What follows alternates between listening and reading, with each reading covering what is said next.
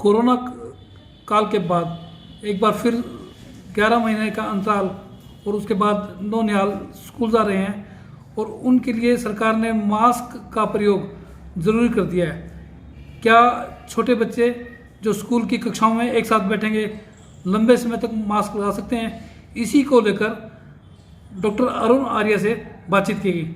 Doctor साहब, क्या छोटे बच्चे जो प्राइमरी सेक्शन में पढ़ते हैं वो मास्क लगा सकते हैं? देखिए, मास्क लगाने में छोटे बच्चों में और बड़े बच्चों में और एडल्ट्स में इनमें कोई डिफरेंस नहीं है। छोटे बच्चे भी लंबे ड्यूरेशन के लिए मास्क लगा सकते हैं। उन्हें सांस की दिक्कतें इस मास्क लगाने से नहीं होगी। दूसरी बात, छोटे बच्चे थोड़े से ज़्यादा चंचल होते हैं, थोड़ा सा उन्हें इरिटेशन ज़्यादा होती है, तो ये चांसेस डेफिनेटली ज़्यादा हैं कि बच्चे अपना मास्क उतार दें।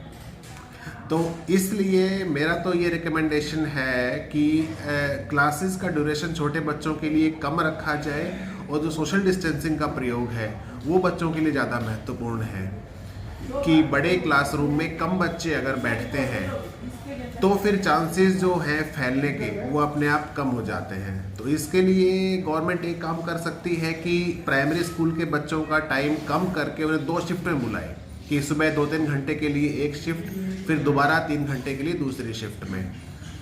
डॉक्टर साहब, जनरली जो मास्क बाजार में उपलब्ध हैं उन पे अगर एक प्रयोग किया गया तो उसमें सांस लेने में अक्सर दिक्कत आती है। भले ही उन पे N95 लिखा हो या कुछ और लिखा हो, लेकिन जब बड़े आदमी को सांस लेने में दिक्कत आती है, परेशानी होती है, तो छोटे बच्चे को तो स्वाभाविक रूप से वो परेशानी आएगी। नहीं, परेशानी देखिए, अगर वेस्टर्न रिसर्च की बात करते हैं, अगर इंटरनेशनल रिसर्च की बात करते हैं, तो इवन एक्सरसाइज के टाइम भी मास्क लगाने में ज़्यादा परेशानी नहीं आती है।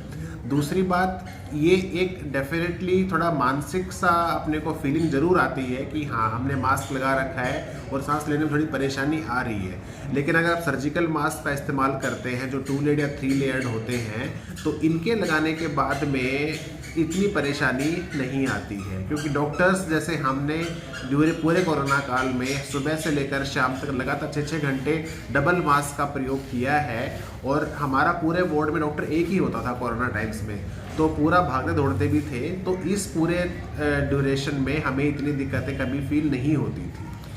तो मास्क लगाने से सांस में परेशानी की जो बात है वो कहीं ना कहीं मानसिक ज़्यादा है और एविडेंस बेस्ड कम है। डॉक्टर साहब, छोटे बच्चे मास्क लगाने से गुरेज तो करते हैं। हाँ, ये बात आपकी सही है कि छोटे बच्चों को मास्क लंबे ड्यूरेशन के लिए लगातार लगा के रखने में परेशानी ज़रूर होगी, बच्चे निकालेंगे उसको। तो इसीलिए मेरा ये मानना है कि प्राइमरी सेक्शन के जो बच्चे हैं उनको एक तो घर पे भी इस बात की शिक्षा दी जाए, थोड़ा उनको मोटिवेट किया जाए और स्कूल में भी उनको मोटिवेट किया जाए। टीचर्स को स्पेशल ध्यान रखना होगा प्राइमरी स्कूल के बच्चों का। डॉक्टर साहब, जो सावधानियां आपने बताई वो तो ठीक है, लेकिन अगर बच्चे मास्क उतार देते तो उसके बाद सावधानी का अगला कदम क्या हो सकता है? देखिए, जो वैक्सीनेशन प्रोग्राम अभी चल रहा है, क्योंकि वैक्सीनेशन से ही इसका पूरा बचाव संभव है, तो वैक्सीनेशन के लिए हमारी समाज में अभी थोड़ी सी एक्सेप्टेंस मुझे काफ़ी कम लग रही है, क्योंकि वैक्सीनेशन सेंटर्स पे जो संख्या पहुंच रही है, जिन बुज़ुर्गों को और 45 से ऊपर वाले गंभीर मरीजों को अलाउ किया गया है, उसके बावजूद पूरा इस्तेमाल वैक्सीन का नहीं किया जा रहा है। तो मेरा ये रिकमेंडेशन है कि स्कूली बच्चों को भी नेक्स्ट फेज में फटाफट इम्यूनाइजेशन किया जाए, उनका वैक्सीनेशन किया जाए, ताकि इस रोग को फर्दर फैलाने से हम बचा सकें। डॉक्टर साहब, कोविड के लिए जो वैक्सीनेशन सरकार करवा रही है, हाँ जी, उसके अंदर कई तरह की भ्रांतियाँ हैं कि उसका साइड इफ़ेक्ट आता है, किसी को बुखार हो जाता है, किसी को चक्कर आने लग जाते हैं, तो इस बारे में क्या कहेंगे आप? देखिए, खुद मैं मेडिकल कॉलेज नूह में वैक्सीनेशन सेंटर का इंचार्ज रह चुका हूँ। इनिशियल फेज़ में मेरी ड्यूटी थी, वो मेरे अंडर ही था। कोई भी साइड इफ़ेक्ट अगर आते हैं, कोई भी कॉम्प्लिकेशंस आती हैं, तो मेडिसिन डिपार्टमेंट से मैं ही इंचार्ज था उसका। तो स्टार्टिंग में जब डॉक्टर्स को वैक्सीन लग रही थी तो उसमें ओल्ड एज डॉक्टर्स भी थे, यंग भी थे, तो उन सभी में किसी भी डॉक्टर को इनिशियल 15 डेज में जब मैं इंचार्ज था, बिल्कुल स्टार्टिंग में, तब भी कोई सीरियस कॉम्प्लिकेशन नहीं आई थी। न हमें कोई डॉक्टर या किसी भी अस्पताल के कर्मचारी को भर्ती करना पड़ा था। हाँ, बुखार जैसी समस्याएं, थोड़ा बॉडी में खिंचाव होना, थोड़ी थकावट फील होना और हल्का सा बुखार 100 डिग्री तक आना, ये कॉमन है। इवन मैं बता सकता हूँ आपको कि हल्का सा बुखार मुझे भी आया था। मेरे फादर ने भी वैक्सीन लगवाई थी करीब 4 दिन पहले, उनको भी हल्का सा फीवर था। एक दिन पीसीएम लेने से उसका इलाज पूरा संभव है। और इन छोटी मोटी वैक्सीनेशन की जो कॉम्प्लिकेशन है, जैसे कि बुखार है, थकावट है, शरीर टूटना है, ये थोड़ा सा नॉर्मल प्रोसेस है बॉडी का। अगर बॉडी में कोई हम चीज़ डालते हैं और बॉडी इम्यूनिटी डेवलप करती है, तो इम्यूनिटी डेवलप करने के लिए साथ साथ थोड़ा बहुत रिएक्शन तो बॉडी में आना स्वाभाविक है। तो ये लगभग हर किसी को आ रहा है और ये हर किसी को आएगा भी। लेकिन सीरियस कॉम्प्लिकेशन जैसे कि डेथ वगैरह से बचना, जो है डेथ वगैरह होना, ये सब कॉम्प्लिकेशन अब तक बहुत ही कम मेरे नज़र में आई हैं। और मेरे फ्रेंड्स का भी जो सर्कल है, वहाँ भी किसी को ये कॉम्प्लिकेशंस, सीरियस कॉम्प्लिकेशन जिससे भर्ती करना पड़े, ऐसी कोई नहीं आई है। डॉक्टर साहब, ये बात तो ठीक है कि किसी मरीज को तो भर्ती नहीं करना पड़े, लेकिन कोई वैक्सीनेशन करवाने के आधे घंटे बाद भी चला जाता है और उसको दिक्कत आती है, तो वो एक बड़ी परेशानी खड़ी होती है ना। तो उसके बारे में क्या कहेंगे आप? नहीं, देखिए, 2 बातें हैं। एक तो है कि वैक्सीन लगवाने से जो कॉम्प्लिकेशन आती है, उनका सीरियस कॉम्प्लिकेशन कितना चांसेस हैं होने के। तो सीरियस कॉम्प्लिकेशन होने के चांस मतलब 0.1% से भी कम है। तो मतलब 1000 लोगों में से 2-4 लोग ऐसे होते हैं जिनको सीरियस कॉम्प्लिकेशन डेवलप हो सकती है।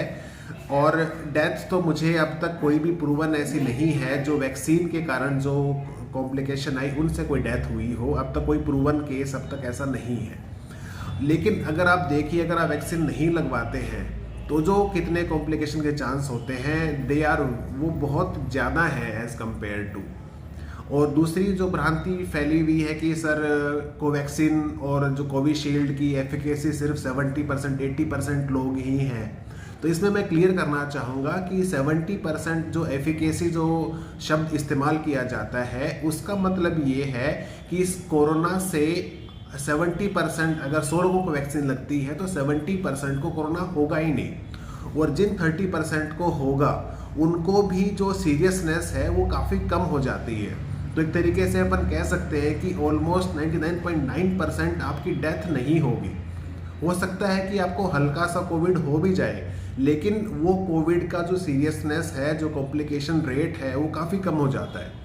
तो मॉडर्ना है, फाइज़र है, कोविशील्ड है, कोवैक्सीन है, स्पुतनिक है, ये जॉनसन एंड जॉनसन की जो नई वैक्सीन आई है, उन सब का जो मोर्टेलिटी जो प्रिवेंशन है कि मरने से कितना % बचाते हैं, तो हम कह सकते हैं कि ऑलमोस्ट 100% तक आपको वो कोविड के डेथ होने से बचा सकती है। और 70 to 90% केसेस में तो कोरोना आपको होगा ही नहीं।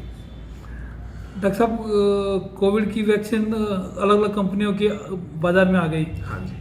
और उनको सरकार ने रिकमेंड भी कर दिया। हाँ जी। लेकिन अभी तक देश के प्रधानमंत्री और वो लोग गुरेज कर रहे थे, जब लोगों में शोर मचा के प्रधानमंत्री और वित्त मंत्री और गृह मंत्री ने नहीं लिया है, तो उसके बाद तो इससे आप नहीं समझते कि लोगों में भ्रांति पैदा हुई है?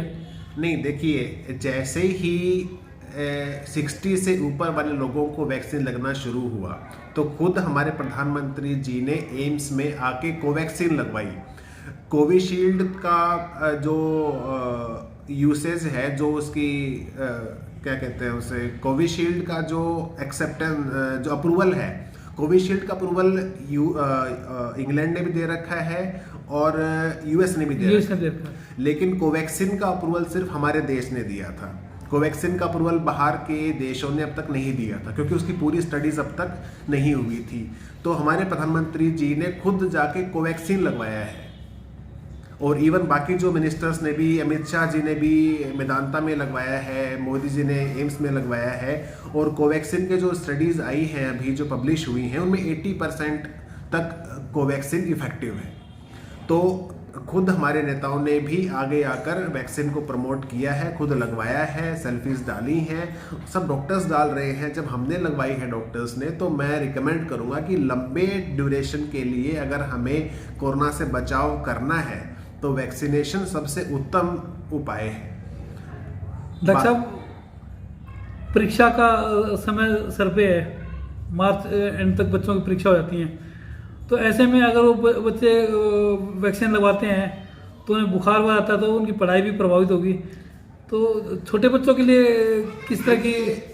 बुखार मैक्सिमम 2 दिन, मैक्सिमम से मैक्सिमम, जो मेरे जिनको भी मैंने अब साइड इफेक्ट देखे हैं, मैक्सिमम 1-1.5 दिन में सब ठीक हो जाता है। जैसे अगर आपने आज दोपहर को लगवाई है तो कल शाम तक आपके सारे साइड इफेक्ट, सब बुखार वगैरह चला जाता है। तो इसलिए वैक्सीन से डरने की ज़रूरत बिल्कुल नहीं है। और अब तक के हमारे मेडिकल इतिहास ने यही बताया है कि अगर आपको वायरल इलनेस पे कंट्रोल पाना है तो सबसे इफ़ेक्टिव जो चीज़ है वो वैक्सीनेशन ही है। जो छोटी माता का जो पूरे वर्ल्ड से खात्मा कर दिया हमने, जो बाकी इन्फ्लुएंजा है, मम्स, मीजल्स, रूबेला, जो सब इन सब के जो इंसिडेंट, जो इनका प्रभाव है, जो इनका इंसिडेंस है, जो होने का रेट है, वो इतना कम हम इसीलिए कर पाए हैं क्योंकि हमने वैक्सीनेशन में सफलताएं प्राप्त की हैं। तो हमें अपने इतिहास से सीखना होगा और आज उसको अप्लाई करना होगा।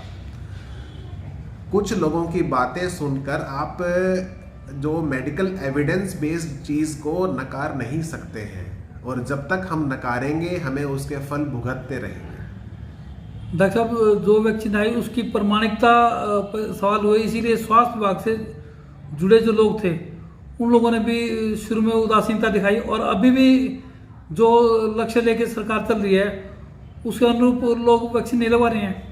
देखिए, ये बड़ी निराशा की बात है कि कुछ मेडिकल स्टाफ ने भी वैक्सीन नहीं लगवाई। ये एक तरीके से अगर हम कहें तो सुनी सुनाई बातों पर ज़्यादा विश्वास करना, और जो मेडिकल एविडेंस है, जो स्टडीज़ होती हैं, जो लिटरेचर पब्लिश होता है, जो हम